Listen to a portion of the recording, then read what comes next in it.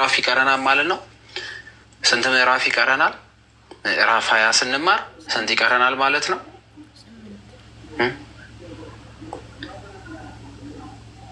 21 በቀደም ዕለት እየተነበበ የተማርነው ምንድን ነው? 19 ተማርና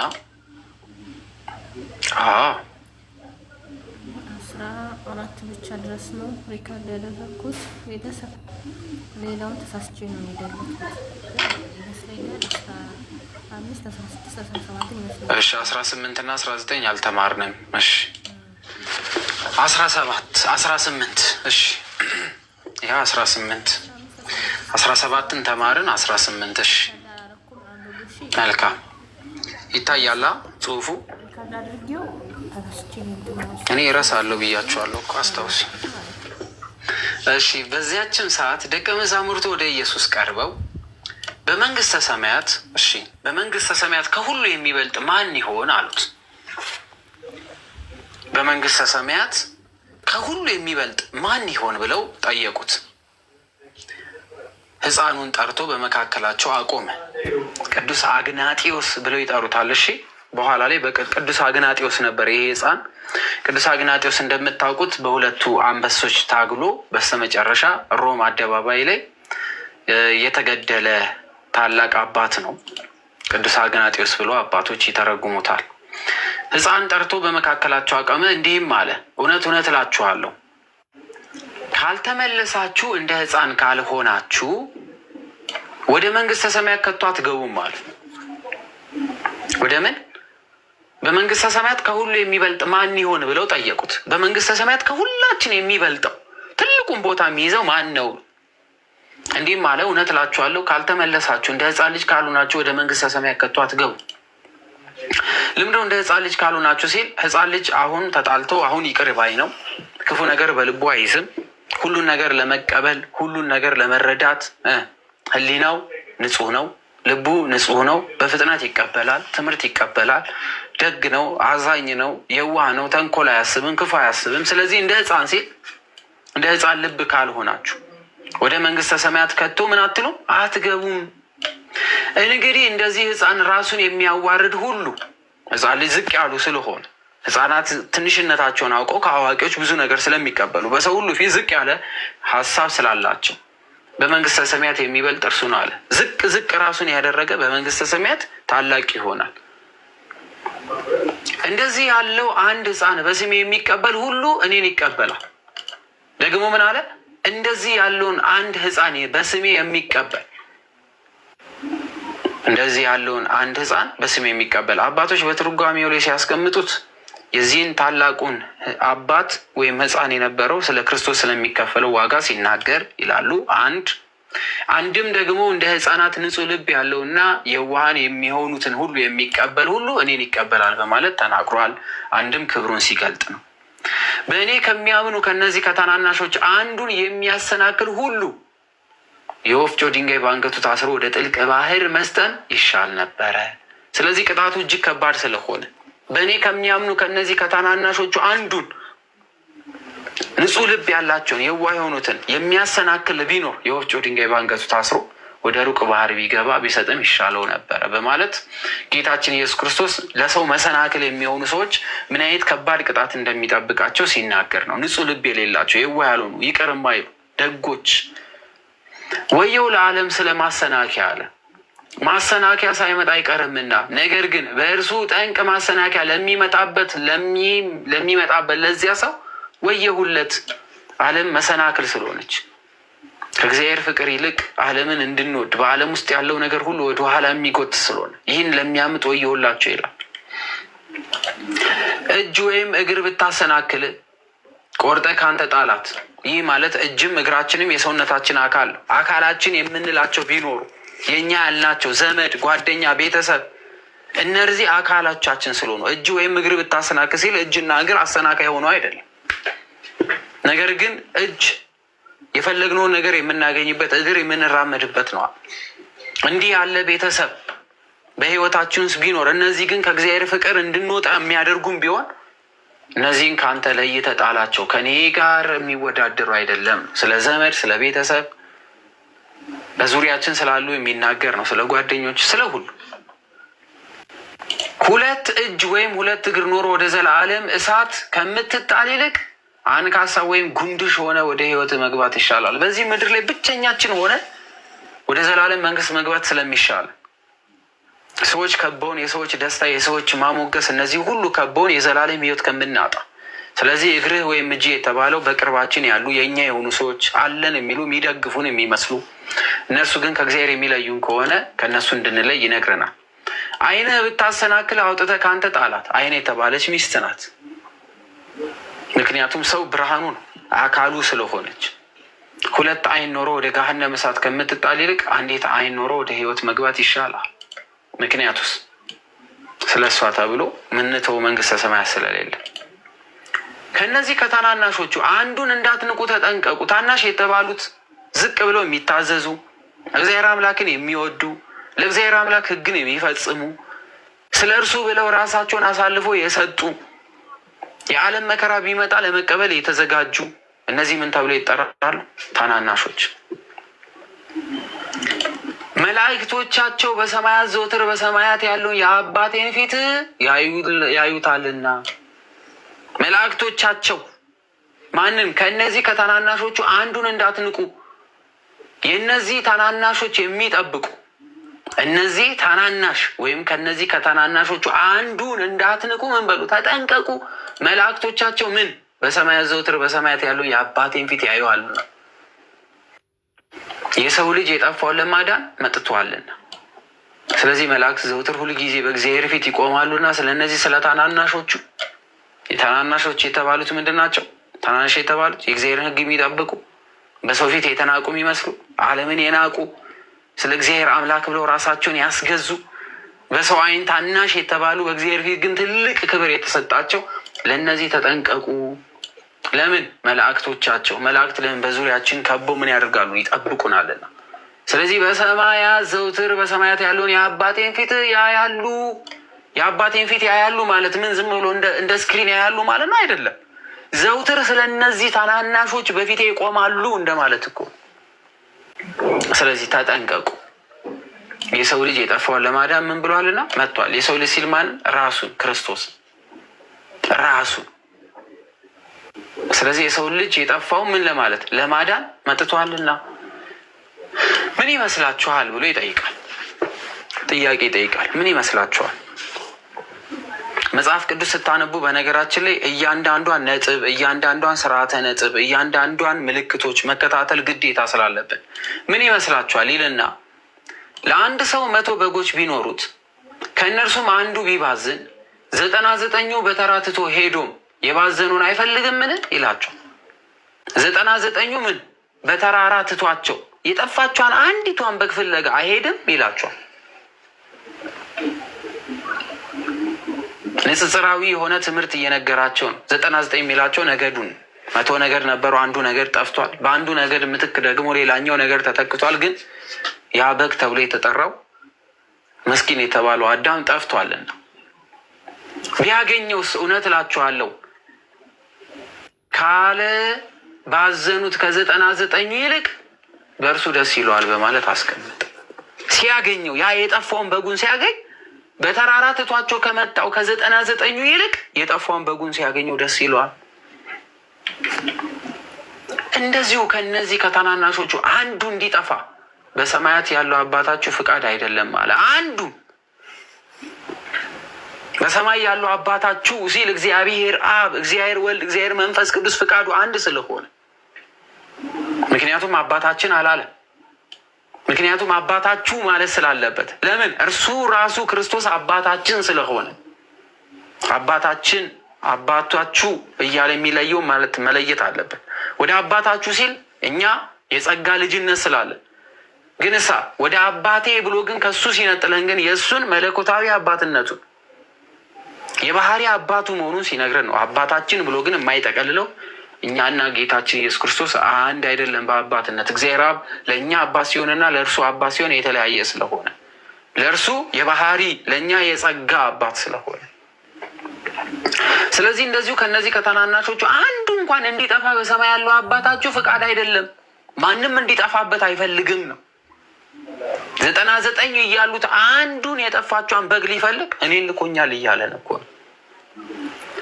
ወንድም ቢበድል ሄደ አንተና እርሱ ብቻ ሆናችሁ ውቀሰው። ወንድም ቢበድል በሃይማኖት አንድ የሚሆን በመኖር አንድ የምንሆን በጥምቀት አንድ ይሆን። ስለዚህ ሂድና አንተና እርሱ ብቻችሁን ሆናችሁ ተወቃቀሱ። ቢሰማ በወንድምህ ገንዘብ አደረከው። ወንድምህን ገንዘብ አድርገዋል፣ መከታ አድርገዋል፣ ጋሻ አድርገዋል። ቢሰማ እሺ ቢል አትርፈዋል። ባይሰማህ ግን በሁለት ወይም በሶስት ምስክር አፍ ነገር ሁሉ እንዲጸና ዳግመኛ 1 ወይም 2 ከአንተ ጋር ወስደ ምከረው። 1 2 ማለት የሚያጋጩ አይደለም። ይሄ ለዚህ ብለህ ምናምን የሚሉ የሚያስታርቁ። መጀመሪያ ንገሩት፣ ካልሰማ 2 3 ሆናችሁ ምከሩት። እነርሱንም ባይሰማ ለቤተ ክርስቲያን ንገራት። ደግሞም ቤተ ክርስቲያንን ባይሰማት ለአባቶች ማለት ነው እንደ አረመኔና እንደ ቀራጭ ይሆንል። ለምን? አልገዛም አልታዘዝም ብለዋልና፣ የተነገረው ነገር አልቀበልም ብለዋልና፣ የእነዚህን ሁሉ ምክር አልሰማም ብለዋልና ይህ ሰው አማጺ ነው፣ ያመፀ ነው። ስለዚህ እንደ አረመኔ እንደ ቀራጭ ይሆንል። ቀራጭ ማለት የማይገባውን የሚሰበስብ ማለት ነው። እውነት እላችኋለሁ በምድር የምታሰሩት ሁሉ በምድር የምታስሩት ሁሉ በሰማይ የታሰረ ይሆናል። ስልጣነ ክህነት ሲሰጣችሁ በምድር የታሰረ ይሁን ያሉት ሁሉ በሰማይ የታሰረ ይሆናል። የክርስቶስ ቃል የጸና ስለሆነ ስልጣነ ክህነት። በምድር የምትፈቱት ሁሉ በሰማይ የተፈታ ይሁን። ደግሞ እላችኋለሁ ከእናንተ 2 በምድር በማናቸውም በሚለምኑት ነገር ሁሉ ቢስማሙ በሰማያት ካለው አባቴ ዘንድ ይደረግላችሁ። ከእናንተ 2 በምድር በማናቸውም የሚለምኑት ነገር ሁሉ ቢስማሙ በሰማያት ካለው ከአባቴ ዘንድ ይደረግላችሁ። ይህን ያህል ጸጋና ክብር ነው እየሰጣችሁ ያለው ለሐዋርያት። ይህን ያህል ያሰሩት የታሰረ ሊሆን የፈቱት ይፈታ ዘንድ ስልጣነ ክህነት ሲሰጥ፣ ስለዚህ ይሄ ለሐዋርያት የተሰጠ ክህነት ተቋርጧል እንዴ? መንፈስ ቅዱስን ያገኙ ዘንድ እጃቸውን እየጫኑ ዛሬም ድረስ እየተሰራ አይደል ያለ? እግዚአብሔር ስራውን አቁሟል። 2 ወይም 3 በስሜ በሚሰባሰቡበት በዚያ መካከል እሆናለሁ። 2 ሁን 3 ሁኑ። ስለ ክርስቶስ ተብሎ ስለ እርሱ ተሰባስበን ከሆነ ጌታችን መድኃኒታችን ኢየሱስ ክርስቶስ በመካከል አለችን አለን። ይሄ ቃል የታመነ አይደለም? ስለዚህ ዛሬ የምንማረው ትምህርት እግዚአብሔር አምላክ ከኛ ጋር ሆኖ ያስተምረናል። እኛ ደግሞ ልጆቹ እንሰማዋለን። በዚያን ጊዜ ጴጥሮስ ወደ እርሱ ቀርቦ ጌታ ሆይ ወንድሜ ቢበድለኝ ስንት ጊዜ ልተውለት አለ። ስንት ይቅር ልበለው? ወንድሜ ቢበድለኝ ስንት ጊዜ ይቅር ልበለው? እስከ 7 ጊዜ ነው አለው። 7 ጊዜ ይቅር ልበለው? ኢየሱስም እንዲህ አለው እስከ 70 ጊዜ 7 እንጂ እስከ 7 ጊዜ አልልህም አለው። ለምን? እንበድላለን ይቅር ይለናል፣ እናጠፋለን ይቅር ይለናል፣ ዘውትር ሁል ጊዜ በኃጢአት እንወድቃለን፣ ዛሬም ግን ይቅር ይለናል። እኛ የእግዚአብሔር ልጆች ነንና አንድ ሰው ቢበድል 7 አይደለም 70 ጊዜ ስንት? 7 ጊዜ እንጂ 7 ጊዜ አልልም። በቃ 70 ጊዜ እጥፍ ማለት ነው። ስለዚህ መንግስተ ሰማያት ባሮቹን ሊቆጣጠር የወደደ ንጉስን ትመስላለች። ስለዚህ መንግስተ ሰማያት ባሮቹን ሊቆጣጠር የወደደ ንጉስ ትመስላለች። መቆጣጠር በጀመረ ጊዜ 1000 መክሊት ዕዳ ያለበትን አንድ ሰው ወደ እርሱ አመጡ። ምሳሌያዊ ትምህርት ነው።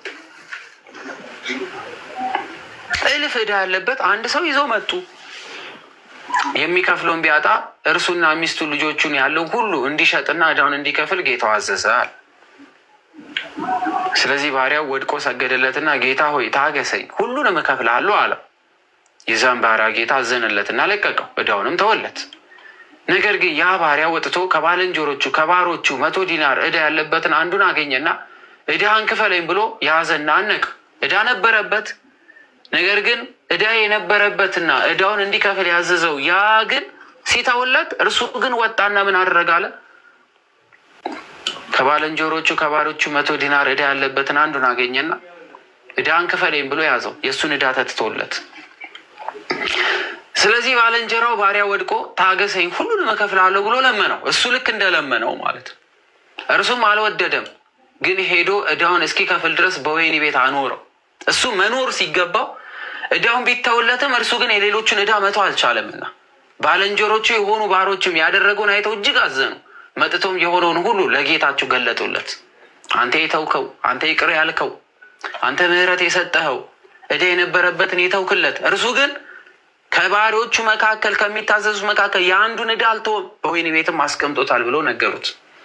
ከዚያ ወዲያው ጌታው ጠርቶ አንተ ክፉ ባሪያ፣ ስለለመንከኝ ያለህብን ዕዳ ሁሉ ተውኩልህ። እኔ እንደ ማርኩ ባልንጀራ የሆነውን የአንተን ባሪያ ልትምረው ለአንተ ሳይገባህም ነበረ አለው። ጌታውም ተቆጣና ዕዳውን ሁሉ እስኪከፍል ድረስ ለሚያሰቃዩት አሳልፎ ሰጠው። ከእናንተ እያንዳንዱ ወንድሙን ከልቡ ይቅር ካላለ እንዲሁ ደግሞ የሰማዩን አባቴ ይህንኑ ያደርግባቸዋል አለ። ምንድነው የተናገረው ጌታችን? የመጀመሪያው ጌታ የተባለው እርሱ ነው፣ አምላክ ነው። የመጀመሪያው ባሪያ የተባለው እንደኛ አይነቱ ዕዳ እያለብን ብዙ በደል እያለብን እግዚአብሔር አምላክ እንድንከፍለው የሚፈልግ የሰጠን ብዙ ነገር ቢኖርም ሳንጠቀምበት ቀብረን መመለስ ሳንችል ያለምንም ዋጋ ያለምንም ክፍያ በገዛ ደሙ ዋጅቶ ሲያድነን ይቅር ሲለን፣ እኛ ግን ዛሬ የተጣላነውን ይቅር ለማለት ጊዜ አይኖረንም። ልክ እንደዚህ እንደ ክፉ ባህሪያ ነው የሆነው። እኛ በወህኒ ቤት ሰው እናስገባለን፣ ቆሻሻ እንላለን፣ ባለጌ እንላለን። ዕዳ ተከፍሎልን ሳለ ዕዳችንን መክፈል ከብዶን ዕዳ የከፈለልን እያለ እኛ ይቅር ማለት እየተገባን ግን ይቅር ላለማለት የምንሮጥ ሰዎች፣ ይሄ ነው ዕጣ ፋንታችን። በቃ መጨረሻው ይሄ ነው። እንደዚህ ናችሁ እያለ ነው ጴጥሮስ የጠየቀው። ምን ስለነበረ ምን ነበር የጠየቀው? ጴጥሮስ ወደ እርሱ ቀርቦ ጌታ ሆይ ወንድሜ ቢበድለኝ ስንት ጊዜ ልተውለት ብሎ ነበር የጠየቀው።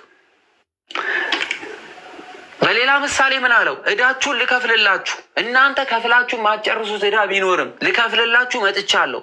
እኔ እናንተን ዕዳችሁ መክፈል ስላልቻላችሁ ወደ እስር ቤት መክተት ስችል፣ ብዙ ነገር ማድረግ ስችል፣ ሞት በላያችሁ ላይ እንዲመጣ ማድረግ ስችል፣ በዋጋ ከፍዬላችሁ ነፃ አውጥቼ ይቅር ስላችሁ እናንተ ግን ይቅር የማትሉ ከሆነ ግን በአባቴ ፊት አትቆሙም እያለ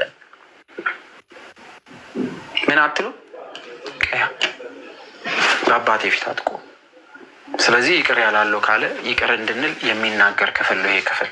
ስለዚህ በዚህ ክፍል በዋናነት የምንመለከተው ራሳችን እንደ ሕፃን ልጅ ንጹህ ካላደረግን፣ ዝቅ ካላልን፣ የእግዚአብሔርን መንግስት እንደማንወርስ፣ መሐሪ ካልሆንን፣ ትሁት ካልሆንን፣ ይቅር ባይ ካልሆንን የእግዚአብሔር መንግስት ለእኛ የማትገባ መሆኑን እንድናውቅ በዋጋ በደም ዕዳችንን የከፈለልን እግዚአብሔር አምላክ ይቅር ባይ እያለ እኛ ግን ይቅር አንልም ብለን በውስጣችን ክፉ ነገር ስንይዝ በአምላክ ፊት እንደማንቀርብ፣ ይቅርታ እንደማይደረግልን፣ ወደ በለጠው እሳት እንደምንወረወር ይነግረናል። ምንም ያህል ለጌታችን ታማኝ ብንሆን ግን እርሱን ይቅር እንዳለን ይቅር የማንል ከሆነ ከባድ ቅጣት እንደሚጠብቀን በዚህ በምዕራፍ 18 ነግሮናል ማለት ነው።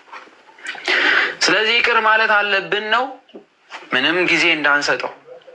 ዕዳው ከባድ እንደሆነ ራሱ ክርስቶስ ነግሮናልና። ምዕራፍ 19 ኢየሱስ ይህን ነገር ከፈጸመ በኋላ ካስተማረ በኋላ ከገሊላ ሄዶ ወደ ይሁዳ አውራጃ ወደ ዮርዳኖስ ማዶ መጣ። ብዙ ሕዝብም ተከተሉት፣ በዚያም ፈወሳቸው። ፈሪሳውያን ወደ እርሱ ቀረቡና ሲፈትኑት፣ ፈሪሳውያን ሊፈትኑት ወደ እርሱ መጥተው ሰው በሆነው ምክንያት ሁሉ ሚስቱን ሊፈታ ተፈቅዶለታልን አሉት። ሰው በሆነው ነገር ሁሉ ሚስቱን እንዲፈታ ተፈቅዶለታል አሉ። በሆነው ነገር ባጋጠመው ነገር ሁሉ ሚስቱን እንዲተው እንዲመቻቸው ነው ለብዙ ነገር ማለት ነው። እርሱ ግን መልሶ እንዲህ አላቸው። ጌታ ሊፈትኑት ነው። ፈጣሪ መጀመር ወንድና ሴት አደረጋቸዋል። ፈጣሪ በመጀመሪያ ሰውን ሲሰራ ምንና ምን አደረገ? ወንድና ሴት። አንድ ወንድ ለአንድ ሴት፣ አንድ ሴት ለአንድ ወንድ። ከጋብቻ በኋላ ፍቺ የለም ዓለም። ስለዚህ ሰው አባቱን እናቱን ይተዋል፣ ከሚስቱ ጋርም ይተባበራል፣ ሁለቱም አንድ ስጋ ይሆናሉ የሚለውን ቃሉን አላነበባችሁም አላቸው። ስለዚህ ሁለት ሴትና ወንድ የፈጠርኩት አንዱ ከአንዷ ጋር ይሆን ዘንድ ይህን ቃል አላነበባችሁም ብሎ መለሰላቸው። እነሱ የፈለጉት ምንድን ነው? ወጡ አልጣፈጠም፣ ጨው አብዝተሻል፣ ሂጂ ውጪ፣ ፈትቼሻለሁ፣ ነይ አንቺ ሌላኛው ሚስት ግቢ፣ ከዚች ጋር ይቆያል። ከዛ ወዲያ አንቺ በርበሬ አበዛሽ፣ ሂጂ ውጪ፣ ነይ አንቺ ደግሞ እንጀራ አቅርቢ። እንደዚህ ነበር የፈለጉት። አይሆንማ። ስለዚህ ሰው አባቱን እናቱን ይተዋል፣ ከሚስቱም ጋር ይተባበራል፣ ሁለቱም አንድ ስጋ ይሆናሉ የሚለውን ቃል አላነበባችሁ? ስለዚህ አንድ ስጋ ናቸው። ምን? አንድ ስጋ፣ አንድ ናቸው፣ የማይቀዳደሙ። ልክ ባልና ሚስት ሲሆን አንድ አካል ይሆናሉ። አዳም በህይወት ቀድሟት ሊኖር ይችላል፣ በመኖር ቀድሟት ሊሆን ይችላል። ግን ከኖረው ከዛው አዳም አንድ አጥንት ተወስዳ ሔዋን የተፈጠረች ካለው ላይ ምን ያለች የተፈጠረች ናት። በእድሜ አይቀድማት፣ በመፈጠር አይቀድማት፣ በመኖርም አይቀድማት። ለምን? የአዳም ውስጥ የነበረው አጥንት ነው ሔዋን የሆነው። ሌላ አዲስ አጥንት አልተሰራም። ያ የነበረው ክርስቶስ እርሱ ራሱ እንደመጣ። ስለዚህ አንድ ስጋ ናቸው እንጂ ወደፊት ሁለት አይባሉ። ስለዚህ ባልና ሚስት እንደየተለያየ ሀሳብ፣ እኔ የራሴን መብት ላድርግ፣ እኔ በራሴ መንገድ ልሂድ፣ እኔ የፈለግኩትን ነገር ነው የምወስነው፣ አንተ ብትፈርምን ባትፈርምን ጉዳይክ ነው፣ እኔ የራሴን ገንዘብ ይዛለሁ፣ አንተ የራስን ገንዘብ ያዝ፣ እኔ የፈለግኩትን ቤት እገዛለሁ፣ አንተ የፈለግኩን ቤት ግዛ ምናምን የሚባል ሁለትነት የለም። ለየብቻቸው በሚኖሩበት ዘመን ሁለት ነበሩ፣ ሲጋቡ ግን አንድ አካል ናቸው። አንድ አካል፣ አንድ ስጋ፣ አንድ ነፍስ፣ አንድ አጥንት። ስለዚህ አንድ ስጋ ናቸው እንጂ ወደፊት ሁለት አይደሉም። ሁለት ተብሎ አይጠራምና እግዚአብሔር ያጣመረውን እንግዲህ ሰው አይለየው። እቺ በቃ ለሰርግ ቤት ማድመቂያ ብቻ የምትውለው ሲጋቡ ከጀርባቸው ላይ እግዚአብሔር ያጣመረውን ሰው አይለየውም የሚል ይለጠፋል። በሳምንቱ ግን ሲለያዩ እናያለና ፉከራ ብቻ የሆነ ትምህርት የሚመስል ግን ትምህርቱ መኖር መቻል አለብን። እግዚአብሔር ያጣመረው ስንል መጀመሪያውኑ እግዚአብሔር አምላክ እንዲያጣምር ምን ያህል ፈቅደናል? ልባችን አጽንተናል፣ ሰውነታችን አጽንተናል፣ ትዕግስተኛ ነን። ባል የሚያዘውን ለመቀበል፣ ሚስት የምታዘውን ለመቀበል መጀመሪያውኑ ልባችን ኦን መሆን አለበት። ይቅር የመባባሉ ነገር ከፍተኛ ነው። በነገሮች መነጋገር፣ መሸነቋቀር፣ ምን ታመጣለህ፣ ምን ታመጫለሽ፣ ንቀት የተሞላበት ጋብቻ ሲጀመር ገና በንቀት የተጀመረ ጋብቻ ትርጉም አልባ ይሆናል። እኔ ሰው አረኩሽ፣ እኔ ሰው አደረግኩክ፣ እኔ ነኝ ሱቅ የከፈትኩልክ፣ እኔ ባልከፍትልህ አንተ እከክን ታክ ነበረ፣ እከክሽን ታኪ ነበረ፣ እኔ የትም ለፍቼ ባመጣሁት ገንዘብ አንተ ተከብራለህ ምናምን። እንደዚህ አይነት ቃላት ሲጀመር ትዳርን ይበትነው። እንደዚህ አይነት ሀሳብ ካለ መጀመሪያውኑ መግባት አያስፈልግም። ለያዝ ለገናዥ በሚያስቸግር ሁኔታ ሰዎች ብዙ ነገር ሲናገሩ ሰማለሁ። ለባለቤቴ ገንዘብ ሰጥቼው $50 ሰጥቼው 150 ብር ሰጥቼው 150 ሺህ ብር ሰጥቼው ሱቅ ከፍቼለት ባጃጅ ከፍቼለት ምን ሰው አድርጌው አመዳም ቤተሰቦች ሁሉ አመዳም ነበሩ ምናምን። ፈተሿል ግን እህት አለ አልፈታሁትም። እና ምድር እያወራሽ ያለሽው ብትፈቺውስ በጋብቻ ውስጥ ያደረግሽውን ነገር እንደ ውለታ ቆጥረሽ ነበር ስታደርግ የነበረው? እንደዛ ከሆነማ ከጌታ ቃል ጋር እየተጣላሽ ነው። ከጌታ ቃል ጋር እየተጣላ ነው። መጀመሪያውኑ እናንተ አልተጋባችሁ። እናንተ አብራችሁ ዝም ብላችሁ ለመዘሞት ብቻ ነው ቤት ውስጥ የገባችሁት ማለት ነው። ይሄ እንደ ዝሙት ነው የሚቆጠረው። እንደ ውለታ የምትተሳሰሩ ከሆነ ሰው አረኳት፣ ሰው አደረግኩት፣ ሱቅ ከፈትኩላት፣ ታዋቂ እንድትሆን አረኩት ምናምን የሚባል ሂሳብ ካለው ሲጀመር ትዳር አልነበረ። በትዳር ውስጥ የተደረጉ ነገሮች ሁሉ እንደ ውለታ አይቆጠሩ። አንዱ አድራጊ ሌላው ተደራጊ ሆኖ የሚያስበው አይደለም ትዳር ህይወት የሚባለው በራሱ። ሰዎች ሊለያዩ ይችላሉ። ከተለያዩ በኋላ በትዳር ውስጥ ግን አብሮ ያደረጉትን ነገር እንደ ምክንያት ተጠቅመው ለመጎዳዳት የሚሄዱ ከሆነ ሲጀመር መጀመሪያውኑ ትዳር ውስጥ አልነበሩ። ፍቅራቸው ውሸት ነበረ፣ መቀራረባቸው ውሸት ነበረ፣ አብሮ የነበራቸው ነገር ሁሉ ሐሰት ነበር። ይሄ በእግዚአብሔር ፊት ያስቀጣል። የጌታ ቃል ግን እግዚአብሔር ያጣመረውን ይላል። እግዚአብሔር አምላክ እንዴት ነው የሚያጣምረው? በብዙ አይነት መንገድ።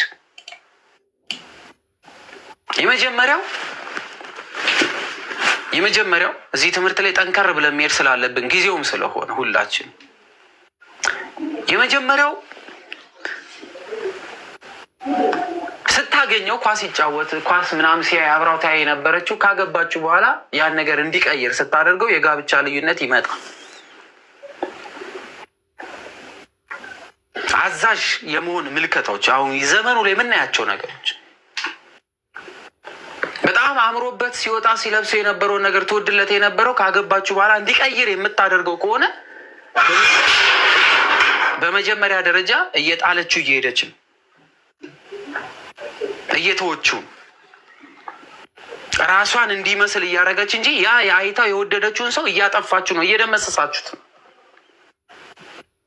ሲስቅ ሲጫወት ተወድለት የነበረውን ፓርት የእሷ ካደረገችው በኋላ እንዲጠፋ ፈልጋ የሆነ ሳለ ሙሉ ለሙሉ ሲጠፋ የምትወደውን ሰው ታጠዋለች። ምኑን ትወደዋለች? ራሷን ነው በሱ ውስጥ የምትመለከተው። ከዛ ወዲያ ምን አይነት ፍቅር ሊኖራት? እርሱ ደግሞ ለእርሱ እንድትመቸው ብቻ አድርጎ ሁሉም ነገር የሚቀይራት ከሆነ ምኗን ሊወደው? መዋደድ ያመጣው ልዩነቱ ስለነበረ። ስለዚህ አንዱን ለመቀየር የሚያደርገው ነገር ፍቅርን እያጠፋ ይመጣል። እንደዛ ከመሆን ይልቅ መጀመሪያውኑ የወደዳችሁትን ነገር እየበዛ እየጠነከረ እየበረታ እንዲመጣ ማድረግ። ነፃነት ያለው ትዳር ጠንካራ ይሆናል። አንዱ ስለ ጮኸ፣ አንዱ ስለተቆጣጠረ፣ አንዱ ቤት ገባ ቤት ወጣ ስላለ አይደለም ትዳር የሚጸናው። እንደዚህ አይነት ትዳር የሚጀምር ካለ የመጀመሪያው ትዳሩን ይበትነዋል። መቆጣጠር፣ ስልክ ላይ ማን የደወለው? ለምን ተደወለ? እንደዚህ ለምን መጣ? ይሄ ፎቶ የማን ነው? ምናምን እንደዚህ ምግብ ለምንድነው ያልበላው? ለምንድነው ያላጎረስከኝ? ለምንድነው ያላቀፍከኝ? መጀመሪያ ከመብላት በፊት ለምንድነው ቆርሰ ድሮ ታጉርሴ ነበረ? ለምን ትያለሽ? አጉርሽ በቃ እንጂ አንተ ለምን ትላታለህ? ለምን አታጎርሳት? ለምን በግልጽ ማውራት ይከብዳል? እኔ ከገዛውልህ ነገር ውጪ ሌላ ነገር እንዳታደርግ፣ እኔ ከገዛውልሽ ውጪ ሌላ ነገር እንዳታደርጊ፣ ማንን አስፈቅደሽ ነው? ማንን አስፈቅደህ ነው? ምናምን የሚባሉ አይነት ጥያቄዎች ትዳርን ወደ ምን እያጠፋው ይመጣል? ወደ መጥፎ ይመስለኛል። የብዙዎቻችን ስህተት የሚሆነው ትዳር ላይ የብዙዎቻችን ስህተት ትምህርቱ የትዳር ስለሆነ እሺ፣ የጠየቁትም ስለ ማግባት ስለ መፋታት ስለሆነ አልዘለልኩም ከርሴ። የመጀመሪያው ስህተት የሚሆነው በፍቅር ህይወት ውስጥ ያለ ግንኙነት ትዳር ውስጥ የሚቀጥል የሚመስላቸው ሰዎች ብዙ ስላሉ፣ አብዛኛው ሰው በፍቅር ህይወቱ ያለው ህይወቱ ትዳር ላይ የሚቀጥል ይመስሏል። የፍቅር ህይወት ምንም ማለት አይደለም፣ ፌክ ነው። የፍቅር ህይወት ፌክ ነው። የፍቅር ህይወት ትዳር ህይወት ውስጥ አታገኙት። የፍቅር ህይወት ፌክ ነው ማለት ለትዳር መግቢያ ነው እንጂ በፍቅር ህይወት ላይ ያለው ማንነት ትዳር ውስጥ የሚገኝ አይነት ማንነት ግን አይደለም። በፍቅር ህይወት ውስጥ ከእናትና ከአባቷ ቤት ልብሷን ለብሳ ትወጣለች። ጊዜ ሰጥታ ይሄንን አድርጌ ምናምን ስትቀይር፣ ስትለብስ፣ ስታደርግ፣ ስትኳኳል፣ ሽቶ ስትቀባ፣ የሆነ ነገር ስታደርግ ምናምን አታውቃትም፣ አታያትም። ቀኑን ሙሉ አብረሃት ትውልም፣ ቀኑን ሙሉ አብረሃትም አታድርም። መነፋፈቅ አለ፣ መዋደድ አለ። የዛን ሰዓት ናፍቀህ ስለምታገኛት ምን ታድርግ ምን ትልበስ እንኳን የማታይበት ጊዜ ነው። ሰዓቱ እየፈጠነብህ እሷ ትሸኛለች፣ አንተ ትሸኛታለህ በር ላይ። ከዛ ወደ ሌቦች እንዳይመቱትልና አንተ እሷ ትሸኛለች። ቻው ስትባባል ባይ ባይ ባይ ሂጂ ግቢ ግባ ግቢ ሂድ ምናምን ስትባባል ትቆያለህ። ያ የፍቅር ህይወትህ ነው፣ ትዳር አይደለም። እንደዛ የሚመስለው ሰው አለ። ቻው ቻው አትባባሉ፣ መጨረሻ ላይ ተኛ ነው የምትባባሉት። ፋይናሊ እንደዛ ነው። እንደ ልብህ ላትገናኝ ትችላለህ። እንደፈለግከው ላታወራ ትችላለህ። እንደ አንድ ሀሳብ የምታወራው ቢኖር መቼ እንጋባለን ነው እንጂ እንጀራችንን እንዴት አድርገን እንብላ፣ ሶፋ እንዴት እንግዛ፣ ህይወት እንዴት እንለውጥ፣ ልጆች እንዴት እናሳድግ የሚለውን ወሬ ፍቅር ውስጥ አታወራው። ብታወራው ፌክ ነው የምታወራው። እየኖርኩ አይደለም። ሰዎች ያደረጉትን አይተህ በቅናት እኛ ልጆች ወልደን ስሙን አበበ ብለነው ጫላ ብለነው ጫልቱ ብለናት እንደዚህ ብለናት ከዛ ወዲያ ትምህርት ቤት አሳድገ ምናምን ነው የምትለው። ስትኖረው ግን አታረጉ። ፌክ ነው። ሰዎች ያደረጉትን አይተህ ትመኛለህ። ስትኖርበት ሌላ ካልኩሌሽን ይፈልጋል። ሌላ ካልኩሌሽን። አንቺም እንደዛው አታውቂውም። በቃ የምታውቂው ባገኘሽበት ቅጽበት ያለው ነው። ሲጋብዝሽ፣ ሽቶሽን ሲያደንቅልሽ፣ ሊማርክሽ። ወንድ ልጅ ለመማረክ በቃ ተፍ ተፍ ተፍ ተፍ ይላል። አበባውን ያቀርባል፣ ባህሪውን ይቀይራል። ንዴታም ከነበር አንቺ ፊት ሲመጣ ይቅለሰለሳ። ፍቅር ነው እንደዛ ያደረገው፣ ባህሪው አይደለም። ፍቅር በደንብ አድርጎ የራሱ እስከሚያደርግ ድረስ አንገት ያስደፋዋል፣ ዝቅ ይላል፣ ምናምን ያጎነብሳል፣ ከጓደኞቹ ይለይልሻል። ዛሬ እንገናኝ ስቲ ኳስ ጨዋታ ቢኖርም እየነበረውም ቢሆን መጥቶ ያገኝሻል።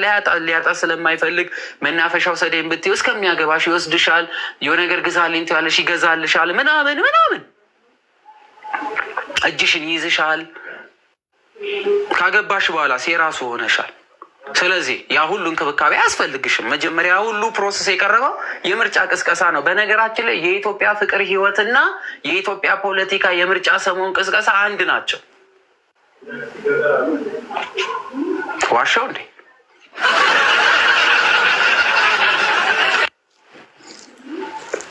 እውነት ነው። ወንዶች እስከሚያገቡ ድረስ የምርጫ ቅስቀሳ እንደማድረግ ብላችሁ ቁጠሩት። አለማችሁን ታያላችሁ። ባገባችሁበት በሁለተኛው ሳምንት ግን ሌላ ታሪክ ነው የምታዩት። ሴቶቻችን እቤት እናት ምግብ ሰርታ ታቀርብላችኋለች። ውጭ ወጥታችሁ ስትመጡ ምግብ ይቀርብላችኋል ምናምን። ስታገቡ ግን ምግብ አቅራቢ ነው የምትሆኑት፣ እንዳትረሱ። ምን አገባኝ እኔ ለምድሮ ማቀርበውን አናቲም ባህሪ ነው። አንቺ ወንድን ትረጂ ዘንድ የተፈጠርሽው። ትረጂ ማለት ምንድን ነው? በቃ ስጦታ ነው ታግዡ ዘንድ። ለምድሮ ገብተህ ማሰራው ስትይው እናቱ እየሰራችለት ያሳደገ ሰው ቢመጣስ? የምሬን ነው የምነግራችሁ። ምንድን ነው? ስለዚህ እንደነዚህ አይነት ነገሮች ሁሉ ኢማጂን ውስጥ መግባት አለባቸው፣ ኢማጂኔሽን ውስጥ መግባት አለባቸው ወደፊት የሚገጥመ። ስለዚህ ፍቅርና ይኸውላችሁ ፍቅርና ትዳር ወይም ደግሞ የፍቅር ህይወትና የትዳር ጊዜ ራሳቸውን የቻሉ የተለያዩ ናቸው። እንቀጥል። ስለዚህ እግዚአብሔር ያጣምረው የሚለው በእነዚህ ሁሉ ልዩነት ውስጥ አንድ ሆነው የሚሄዱ ሰዎችን፣ በእነዚህ ሁሉ ልዩነት ውስጥ አንድ አካል ሆኖ መሄድ የሚችሉ ናቸው እግዚአብሔር ያጣመራቸው። እንዴት አይነቶች? ቤተሰቧን የምትወድ፣ ትንሽ ሲከፋት ለጎረቤቶቿ ሁሉ የማትሰጥ፣ ስታዝን የማትሮጥ፣ ሰውየውን ለመቀየር ከምትጥረው ይልቅ እርሱ የወዳት ዘንድ ከእሷ የሚጠበቀውን ነገር ብቻ የምታደርግ፣ ትዕግስተኛ፣ የዋ፣ ዋጋ የምትከፍል፣ ትዳሯን በስነ ስርዓት የምትጠብቅና በቤቷ ላይ እግዚአብሔርን ያነገሰች ያቺ ሴት ውድ ሴት ናት። ወንዱም እንደዛው እሷን ለመቀየር ምናምን የሚሮጥ አይደለም። ለእርሷ እሱ ብቁ ሆኖ መገኘቱን ብቻ የሚያውቅ፣ አውርታ አይደለም በአይን እይታ የሚረዳት፣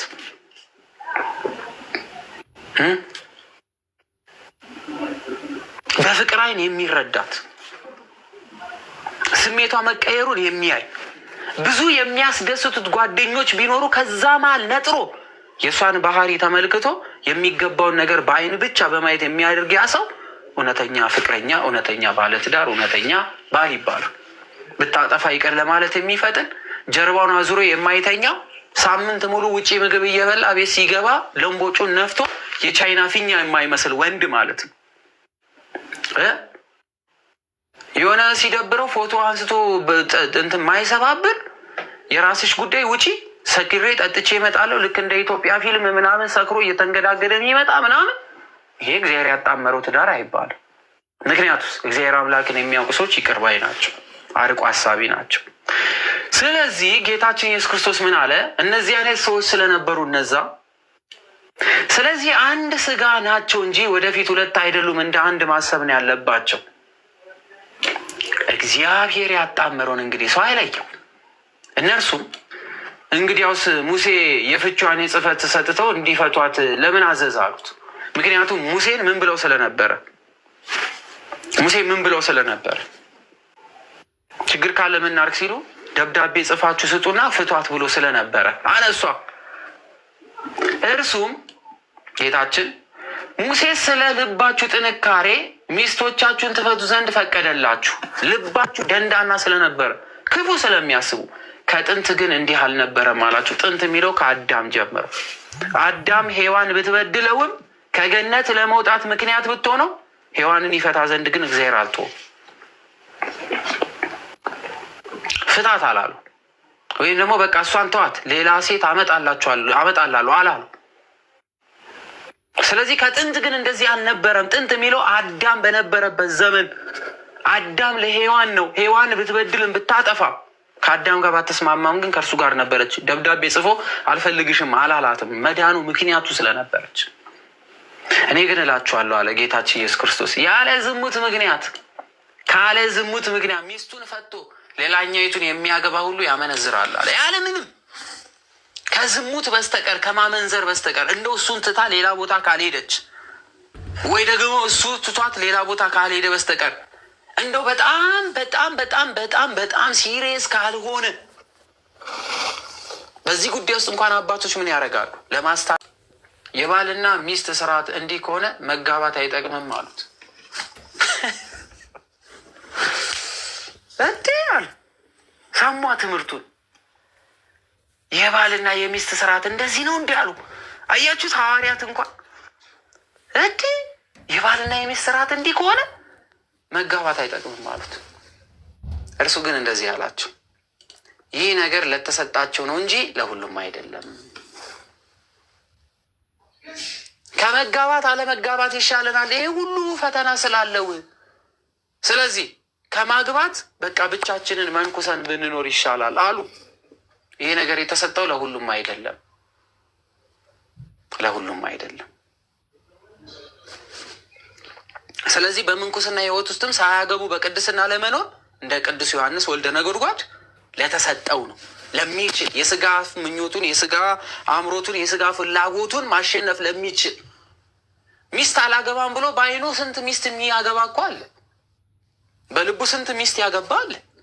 በሀሳቡ ስንት ሚስት ያገባ አለ። አይደለም አላገባም ብሎ መንኩሶ አላገባም እንጂ እኮ አግብቷል። በአይኑ በህሊናው በሀሳቡ በምኑ ስንት አይነት ሚስት ያገባ አለ። ስንት ባል ያገባች አለች። ይህ ነገር ለተሰጣቸው ብቻ ነው ግን የሚሆነው። በእናት ማህፀን ጃንደረቦች ሆነው የተወለዱ አሉ። ጃንደረባ ማለት መውለድ፣ ማግባት ወይም የስጋ ስሜት የሌላቸው ፍላጎት የሌላቸው ማለት ነው።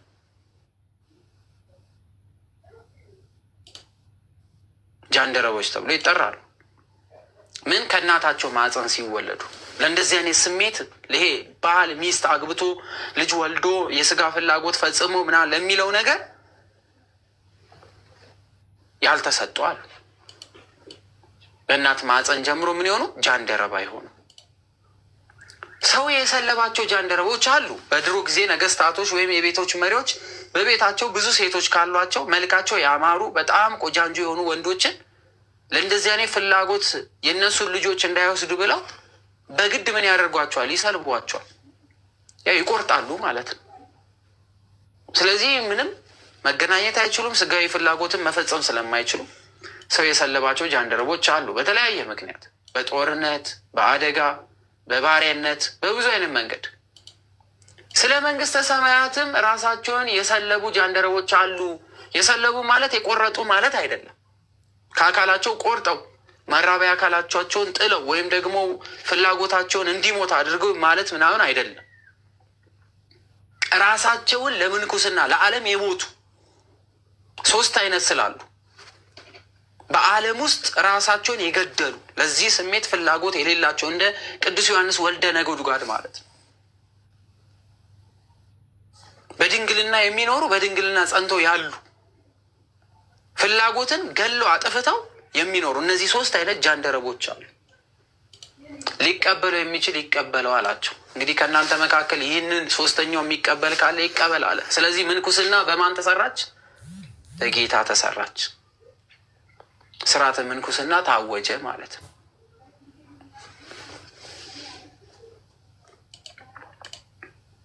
ያው በዚያን ጊዜ እጁን እንዲጭንባቸውና እንዲጸልይ ሕፃናትን ወደ እርሱ አመጡ። ህፃናትን ይዘውላቸው ቤተሰቦቻቸው እጁን ጭኖ እንዲጸልይላቸው እንዲባርካቸው ህፃናትን ይዘው መጡለት።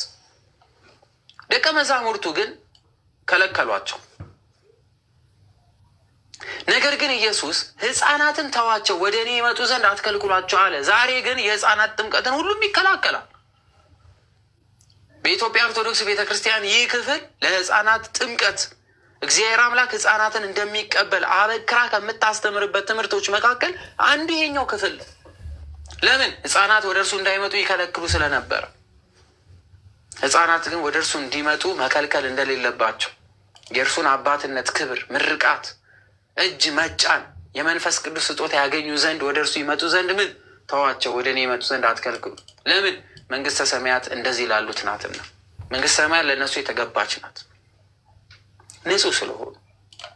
እጁንም ጫነባቸው፣ ከዚያም ሄዱ፣ ባረካቸው። እነሆ አንድ ሰው ቀርቦ መምህር ሆይ የዘላለም ህይወት እንዳገኝ ምን መልካም ነገር ላድርግ አለው። የዘላለም ህይወት አገኝ ዘንድ ምን ላድርግ ብሎ ጠየቀው። እርሱም ጌታችን ስለ መልካም ነገር ለምን ትጠይቀኛለህ? መልካም የሆነ አንድ ነው። ወደ ህይወት መግባት ብትወድ ግን ትእዛዛትን ጠብቃለሁ። ቸር ጌታ ሆይ ብሎ ነው የጠየቀው። ሌላው ክፍል ላይ በደንብ እናያለን። ቸር ጌታ አትበለኝ፣ አንዱ ቸር ጌታ እርሱ እግዚአብሔር ብቻ ነው በማለት ጌታችን መልሷልና። ለምንድነው ቸር ጌታ አትበለኝ አለው? ቸር አንድ እግዚአብሔር ብቻ ነው ሲል እኔ እግዚአብሔር አይደለሁም እያለ ነው ብለው ይጠቀሙታል ሰዎች። እንደዙ አይደለም። ሰውየው የመጣበት ኢንቴንሽን ነው። ሰውየው የመጣበት ቴንሽኑ ትክክል አይደለም። ቸር ነኝ ብቁ ነኝ ብሎ ስላሰበ በትዕቢት የተሞላ ሰው ስለነበረ ይሄ ሰው ሁሉ ነገር አድርጌያለሁ ብሎ ስላሰበ የተጠቀመው እኛ በቃ የሚገባን ነገር ሁሉ ለሰዎች ቸርነትን የተሞላን ብሎ ስለሚያስብ ጌታችን ኢየሱስ ክርስቶስ የሰው ልጅ ቸር ሊባሉ አይችልም። ስለ ሰውነት ሲናገር አንዱ ቸር እግዚአብሔር አምላክ ነው። ፊት አይቶ የማያዳላ፣ መልክ አይቶ የማያዳላ፣ ሀብታም ድሃ ብሎ የማይከፍል እውነተኛ ፈራጅ፣ እውነተኛ ሚዛናዊ የሆነ አምላክ እርሱ ስለሆነ ቸር እግዚአብሔር ብቻ ነው ብሎ ሲናገር እኔ አይደለሁም እያለ አይደለም። ስለ ሰውነቱ ግን እየተናገረ ስለሆነ ሰው በሰውነቱ ቸር ሊባል አይገባም፣ ቸር አንዱ እግዚአብሔር ስለሆነ። ስለዚህ ስለ መልካም ነገር ለምን ጠይቀኛለህ? መልካም የሆነ አንድ ነው አለ። እሱ ማን ነው? እግዚአብሔር አምላክ አይደለ? መልካም የሆነ ወደ ህይወት መግባት ብትወድ ግን ትእዛዛትን ጠብቃለሁ። የማንን? የእግዚአብሔርን ትእዛዛት። እርሱም የትኞቹን አሉ? የትኞቹን ትእዛዛት? ኢየሱስም አትግደል፣ አታመንዝር፣ አትስረቅ፣ በሐሰት አትመስክር፣ አባትና እናትን አክብር፣ ባልንጀራህን አደራ፣ ራስህን ውደድ፣ ገንዘቡንም ይህንንም ሁሉ ከሕፃንነት ጀምሮ ጠብቄአለሁ አለ። እነዚህ ሁሉ የት ነው እናገኛቸው?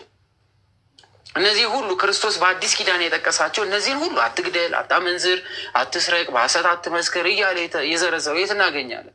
ብሉይ ኪዳን ላይ ኦሪት ዘጸአት እና በአዲስ ኪዳን ጠፍቷል ማለት ነው። ይህንን የሻረ ሰውስ የዘላለም ሕይወት ያገኛል? አዎ የሚሉ ደፋሮች አሉ።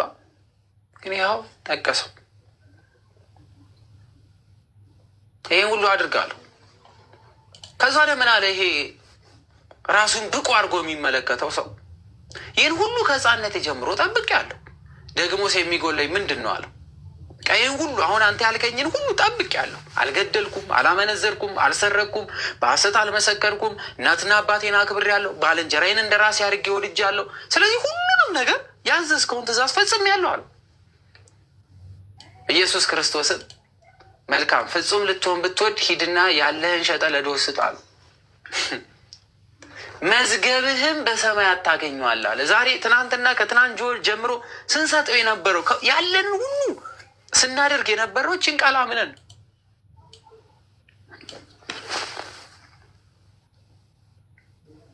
ተርፎን አይደለም፣ ሞልቶን አይደለም፣ ሚሊዮነር ሆነን አይደለም፣ ቢሊዮነር ሆነን አይደለም፣ የዚች ዓለምን ፍላጎት የሚያሟላ ነገር ኖሮን አይደለም እየሰጠን ያ ሁሉ ቃል የገባ ነው። ያ ሁሉ እናደርጋለን ብለን ስንጥር የነበረው ተስፋ የምናደርጋት ቃል እቺ ናት። መዝገብ በሰማይ ታገኛታለህ። ስለዚህ ሰማያዊቷን መዝገብ ነው የምንፈልጋት። እሷ ማትጠፋ ስለሆነች በምድር ያለ ነገር ሁሉ ጠፊ ነው። ሀብት ይጠፋል፣ ቤት ይጠፋል፣ ንብረት ይጠፋል፣ ውበት ይጠፋል፣ ዝና ይጠፋል፣ አቅም ይጠፋል። የሚወዱን ሰዎች ይክዱናል። ዛሬ ያሞገሱን ሰዎች ይጠሉናል። ዛሬ ዘመድ የሆነ ይጠላል። ዛሬ ያሞገሰ ይጠላል። የማይጠላ አምላክ ነው። በሰማያዊ መዝገብ ማስመዝገብ ስላለብን የሚበልጠው እሱ ነው። ስለዚህ ስትሰጡ፣ ስታደርጉ፣ ለድሃ ስታበሉ፣ ታመመ ሲባል ስትረዱ፣ ቤተክርስቲያን ስሩ ስትበሉ ስትሰሩ፣ የሆነ ነገር መጣ አግዙ ሲባሉ ስታግዙ ምናምን ጫውንስ አበዙት አትበሉ። ሚሰጥ ይስጥ፣ ማይሰጥ ደግሞ የሌለው ከሆነ ደግሞ እስከሚሰጠው ይጠብቃል። ንጹሕ ልብ ግን ይኖራል።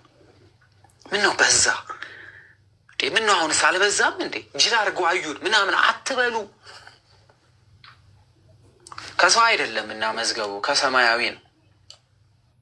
ስለዚህ ያለህን ነገር ሁሉ በነዛ ሁሉ ፍጹም ስለነበረ ሁሉን ጠብቅ ያለው ስላለ በጣም ፍጹም መሆን ከፈለግ ያለህን ነገር ሁሉ ሽጥ አለው። በእድሜ ዘመኑ ሁሉ የለፋውን ሽጥና ለድሆች ስጥ አለው። መዝገብ በሰማይ ታገኛታለህ። እቺ መዝገብ ትልቅ መዝገብ ናት። በቃ አንድ ሰው ለእግዚአብሔር ትእዛዝ ከታዘዘ የሚጠበቅበት እነዚህ ትእዛዛቶች ናቸው። መጥተህም ተከተለኝ አለው። ጎበዙ ይህን ቃል በሰማ ጊዜ ብዙ ንብረት ነበረውና እያዘነ ሄደ። አያችሁት? ሰው ፍጹም መሆን አይችልም። ሰው ቸር መሆን አይችልም። ቸር ቢሆን ይሳሳታል፣ ይስታል። በልቡ የሚያስበው ነገር ያጠፈዋል። ይህ ሰው ብዙ ንብረት ነበር፣ ያ ሁሉ በትኖ ክርስቶስን ቢከተል የማይጠፋውን የዘላለም ፍጹምነት ያገኝ ነበራ። ግን ንብረቱ አሳሰባ። እድሜ ዘመኑን የለፋበትን እንዴት በአንድ ቀን ሸጦ ገንዘቡ ምናምን ሰጥቶ ምናምን እንዴት ይከተለው? ከባድ እኮ ነው። አሁን በዚህ ሰውዬ ላይ ልንፈርድ ነው ሁላችንም። እንዴት እንዲህ ያደርጋል? የዓለሙን ጌታ ተከተለኝ እያለው የሁሉ ነገር ባለቤት የሆነውን እንዴት አልተከተለም ልንል እንችላለን። ስጋ ፈታኝ ነው። ራሳችንን እንታዘብ። ማድረግ የምንችላቸው ብዙ ነገር ኖሮ ግን ያላደረግናቸው ከእግዚአብሔር ቤትና ከእኛ ቤት ያስበለጥናቸው ብዙ ነገሮች አሉ። አንደኛው የሰውነት መቅደሳችን። እግዚአብሔር ያዘዘን ትእዛዝ ስተን ለሰውነታችን ፍላጎት ስንል ይህንን መቅደስ ብዙ ጊዜ ያቆሽሸናል። ሁለተኛው የሀሳብ ምኞታችን። ሙሉ ለሙሉ ራሳችን ለእግዚአብሔር መስጠት ሲገባን ንጹህ የዋህ አዛኝ ደግ መሆን ስንችል ራሳችን ጅል ትሆናለህ፣ ሞኝ ነህ እንዴ፣ ባለፈው ምስ ዛሬ ምስ ነገ ምሰጥ ስለዚህ ምናምን እያለን ከራሳችን ጋር እንፋለማለን። ስለዚህ ጎበዙ ይህን ቃል ሲሰማ ፍጹም ሊሆን የፈለገው ግን ምን ላድርግ ብሎ የጠየቀው አልቻለውም። ስለዚህ ባዶ ሆነ፣ እያዘነ ሄደ። ኢየሱስም ለደቀ መዛሙርቱ መልሶ እንደዚህ ያላቸው፣ እውነት እውነት እላችኋለሁ አለ፣ ለባለጠጋ ወደ መንግስተ ሰማያት መግባት ጭንቅ ነው አለ። ጭንቅ ነው። ባለጸጋ ወደ መንግስተ ሰማያት ለመግባት ይጨነቃል። ለምን? የዓለሙ ውበቱ፣ አቶ ገሌ መባሉ፣ ከበርቴ እንትና መጡ መባል፣ መጨብጨቡ፣ ፉጨቱ፣ ዝናው፣ መወደዱ፣ በየቦታው ውስኪ መርጨቱ፣ ገንዘብ መርጨቱ፣ ሀብት መዝናቱ ምናምን። በዛ ደረጃ ብቻ እንዳታስቡ። ሀብታም ማለት በህይወት ያለ ማለት ነው። ይሄ ፎቅ ያለውን ሰው ምናምን ብቻ እያያችሁ ሁሌ አትውቀሱ። እንደዛም ሆኖ ደግ የሆኑ አሉ። ሁሉ ሞልቶላቸው ወርቅ ላይ የሚተኙ ሆኖ ሳሉ ነገር ግን መሬት አንጥፈው የሚተኙ ብዙዎች አሉ። ሁሌ ሀብታምን ወቃሽ፣ ድሃ ብቻ የእግዚአብሔር መንግስት ወራሽ አድርገን እንዳናስብ። ብዙ ባለጸጎች አሉ፣ የእግዚአብሔር ሰዎች የተባሉ የሚደነግጡ ሩሮዎች፣ ዝቅ ያሉ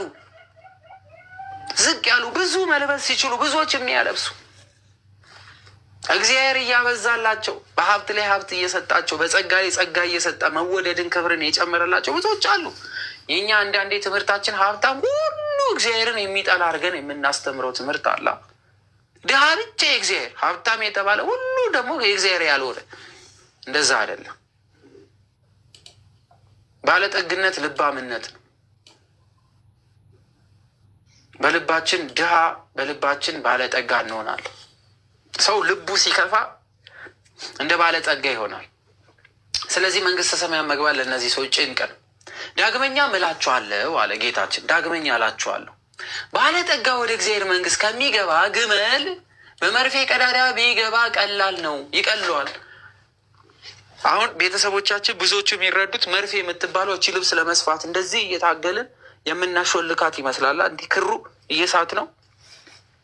እሷ መርፌ አይደለችም። መርፌ የምትባለው እዚህ ጋዛ ሰርጥ ውስጥ አካባቢ ያለች አንድ መተላለፊያ አለች። ካለሷ መተላለፊያ የለም። መተላለፊያ ናት፣ ሸለቆ ናት። ስሟ መርፌ ተብላ ትጠራለች። ቅርጿ የመርፌ ቅርጽ ስለነበረ መርፌ ያለው አይነት ቅርጽ ያላት ናት። መሀል ላይ ሰፋ ብላ ዳርና ዳር ላይ የጠበበች ማለት ነው። ስለዚህ ነጋዴዎች ንግዳቸውን ሁሉ የሚሸከምላቸውን ግመል ይዘው ሲመጡ በዛች ቀዳዳ ማለፍ አይችሉም። ግመሉ ተጋግጦ ምናምን በመከራ በጭንቅ የሚታለፍባት ናት። ስለዚህ ያቺን ቦታ ስለሚያውቁ እንደዛች ቦታ ያስቀምጣታል። ግመል በመርፌ ቀዳዳ ቢገባ ይቀሏል። እነዚህ ሰዎች ወደ መንግስተ ሰማያት ለመግባት ከዚህ በላይ ትግል ነው ከራሳቸው ጋር የሚታገሉ በብዙ ጭንቅ። ደቀ መዛሙርቱም ሰምተው እጅግ ተገረሙና እንግዲያስ ማን ሊድን ይችላል አሉ። ማን ነው የሚድነው ታዲያ እንደዚህ ከሆነ አሉ። 10ቱን ሕግጋት ፈጽሞ ብቁ ሆኖ ተገኝቶ በእግዚአብሔር ፊት ሞገስ አገኛለሁ ብሎ መጥቶ ነገር ግን ብቁ ነኝ ብሎ ሲያስብ ብቁ አለመሆኑን እግዚአብሔር አሳይቶ ሸኘው። እኛ ራሳችንን ብቁ አድርገን የምንመለከታለን። ብንጠየቅ ብዙ ነገሮችን ፌል የምናደርግባቸው። ስለ ደቀ መዛሙርቱ ተገረሙ። ታዲያ ማን ነው መንግስተ ሰማያትን የሚወርሳት? ታዲያ ማን ሊድን ይችላል አሉ። ኢየሱስም እነሱን ተመልክቶ እንዲህ አላቸው፣ ይህ ሰው አለ በሰው ዘንድ አይቻልም፣ በእግዚአብሔር ዘንድ ግን ሁሉ ይቻላል አላቸው። ይህ በሰው ዘንድ አይቻልም። ሰው በራሱ መንገድ እንደዚህ ስላደረግኩ መንግስተ ሰማያት እገባለሁ ቢል አይችልም። በእግዚአብሔር ግን ይቻላል። ለምን? መሐሪ ነው፣ ደግ ነው። ምንድንበትን መንገድ እሱ ያውቃል። በእግዚአብሔር መንገድ ይቻላል። ማንም ግን በራሱ መንገድ ሊገባ ግን አይችልም። በዚያን ጊዜ ጴጥሮስ መልሶ እነሆ እኛ ሁሉን ትተን ተከተልን ካለው። የሚገርም እኮ ነው ጴጥሮስ። በስመ አብ ቅዱስ ጴጥሮስ፣ ኧረ በስመ አብ ቅዱስ ጴጥሮስ የሚገርም ጥያቄ ጠየቀ። ይኸውላችሁ ምክንያቱም ተከተለኝ ብሎት ነበረ። እነሱን ተከተሉኝ ስላቸው ግን አባታቸውን እዛው ታንኳ ላይ ትተው መረባቸውን እዛው ጥለው ነበር የተከተሉ። ሁሉም ትዳሩን፣ ልጁን፣ ቤተሰቡን ይቀርጥ የነበረበት ቦታ ምናምን ዝናቸውን፣ እውቀታቸው ምናምን ጥለው ሁሉም የተከተሉት እና አሃሃ ለጴጥሮስ አሁን ኖችን ነገር መጠየቅ ያለብኝ። እነሆ እኛ ሁሉን ትተን ተከተልን፣ እንግዲህ ምንድን ነው የምናገኘው ብሎ ጠይቀው። ምንድን ነው ደሞዛችን አሉ። ሁሉን ትተን ተከተል፣ ደሞዛችን ምንድን ነው ንገረን አሉት ብሎ ጠየቀው ክርስቶስን። ኢየሱስም እንዲህ አላቸው፣ እውነት እውነት እላችኋለሁ እናንተስ የተከተላችሁኝ በዳግመኛ ልደት የሰው ልጆች በክብሩ በዙፋን በሚቀመጥበት ጊዜ ስመጣ ለፍርድ ስመጣ እናንተ ሁሉን ትታችሁኝ ስለተከተላችሁኝ በዳግመኛ ልደት የሰው ልጅ በክብሩ ዙፋን በሚቀመጥበት ጊዜ እናንተ ደግሞ በ12ቱ የእስራኤል ነገድ ስትፈርዱ በ12ቱ ዙፋን ትቀመጣላችሁ። ማማለድ አይደለም፣ ትፈርዳላችሁ። መለመን አይደለም፣ ለፍርድ ወንበር ላይ ትቀመጣላችሁ። ዋጋችሁን ምን አልልም አረሳውም። እኔ ስመጣ እናንተ በዙፋን ትቀመጣላችሁ። በዙፋን እንዲቀመጡ ያደረጋቸው በምድር ላይ ምን ስለሆኑ? ስለተሰደዱ፣ አብረው ስለተንከራተቱ፣ ስለ ስሙ ስለሞቱ። ለዓለማዊ የፍርድ ቀን ግን በዙፋን ላይ ይቀመጣሉ። ያሳደዷቸው የገደሏቸው ሁሉ ያዩዋቸዋል።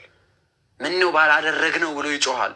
ምን ነው ባልሆነ፣ ዛሬ የናቋቸው ዛሬ ስድብን ሁሉ የሰጧቸው ሁሉ ምን ነው ባልሆነ ኖሮ ይላሉ። እግዚአብሔር ያከበረው ማን ሊያዋርደው ይችላልና?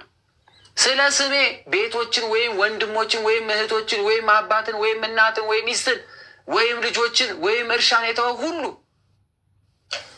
ሁሉን የተወ ሁሉ ለአንድና ለእነሱ ብቻ እኮ አይደለም፣ ለእስከ መጨረሻው ሁሉን የተወ 100 እጥፍ ይቀበላል፣ የዘላለም ሕይወትን ይወርሳል። 100 እጥፍ የተወ አንድ ነገር ነው። 100 እጥፍ ስለ ስሜ የተወ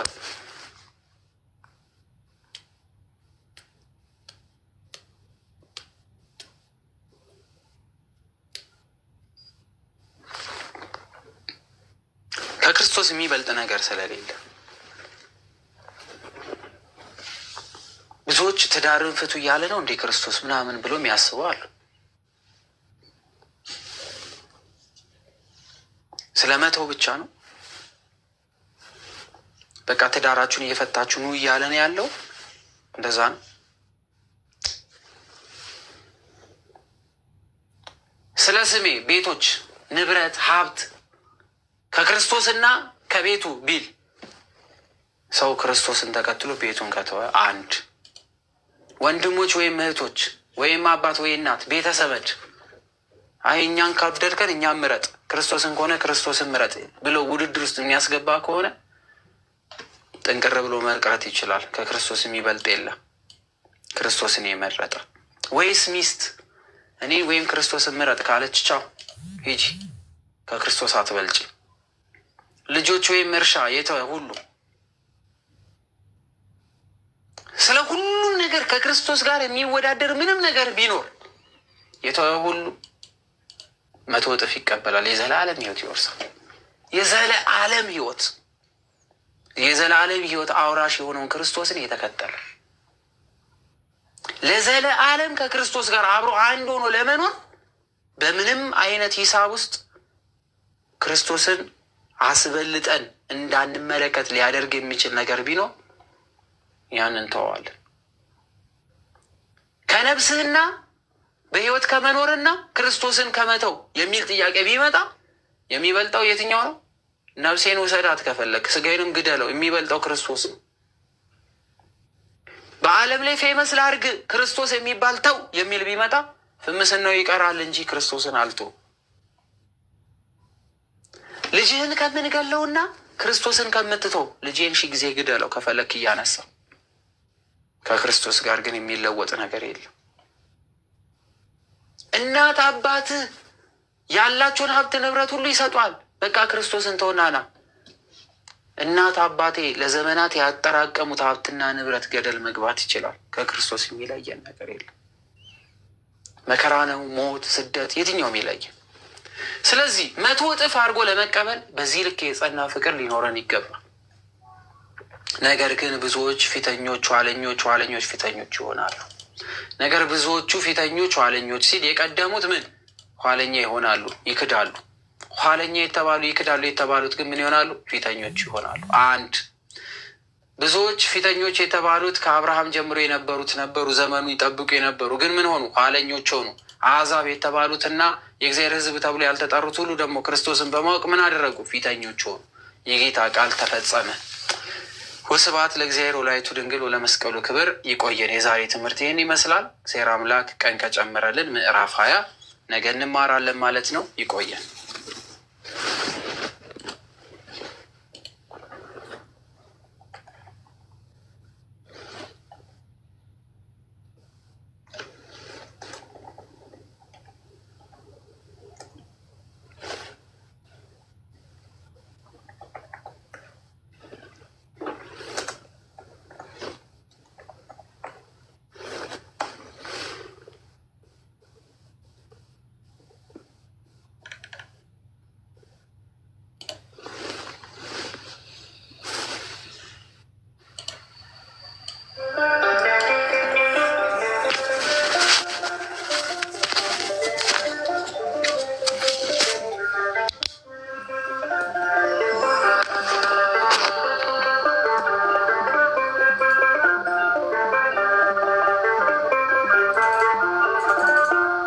ፈተና